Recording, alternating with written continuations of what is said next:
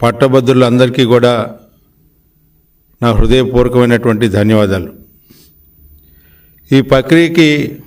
సహకరించినటువంటి ప్రభుత్వ యంత్రాంగానికి, పోలీస్ యంత్రాంగానికి, ఎవరైతే ఎన్నికల విధుల్లో పాల్గొన్నటువంటి ప్రతి ఒక్కరికి కూడా పేరు పేరున నా హృదయపూర్వకమైనటువంటి ధన్యవాదాలు. ఈ ఎన్నికల్ని ఇంత ప్రశాంతమైనటువంటి వాతావరణంలో జరగటానికి సహకరించినటువంటి ప్రతి ఒక్కరికి కూడా మరొకసారి ధన్యవాదాలు తెలుపుకుంటూ, ఈరోజు ప్రత్యేకంగా ఈ ఎన్నికల్లో నాకు సహకరించినటువంటి పెద్దలు, మరి ముఖ్యంగా కూటమి నాయకత్వం, చంద్రబాబు నాయుడు గారికి, అదేవిధంగా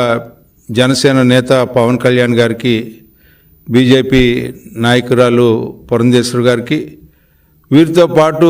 ఈ ఎన్నికల్లో నాకు ఇన్ఛార్జిగా ఉన్నటువంటి తూర్పు రాయలసీమ పట్టభద్రుల నియోజకవర్గం నుంచి గెలిచినటువంటి శాసనమండలి సభ్యులు శ్రీకాంత్ గారికి, అదేవిధంగా మరొక శాసనమండలి సభ్యులు అశోక్ బాబు గారికి, వీరితో పాటు గతం నుంచి కూడా నాకు ఎంతో అండదండలుగా ఉన్నటువంటి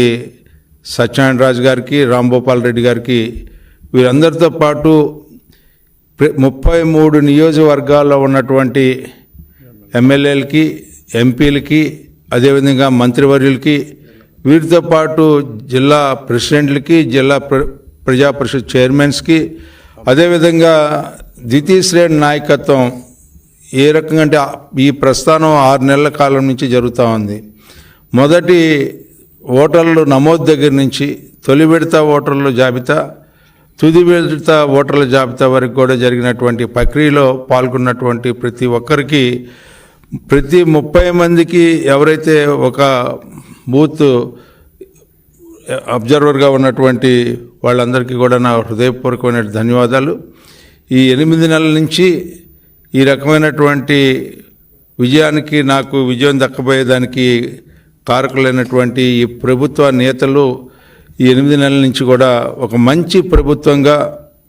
ఈ రోజున ఒక అభివృద్ధి చెందుతున్నటువంటి పాలనగా, సమాజంలో జరిగినటువంటి అరాచకాలన్నింటినీ కూడా అణచివేసుకుంటూ ఈ సమాజాన్ని అభివృద్ధి వైపు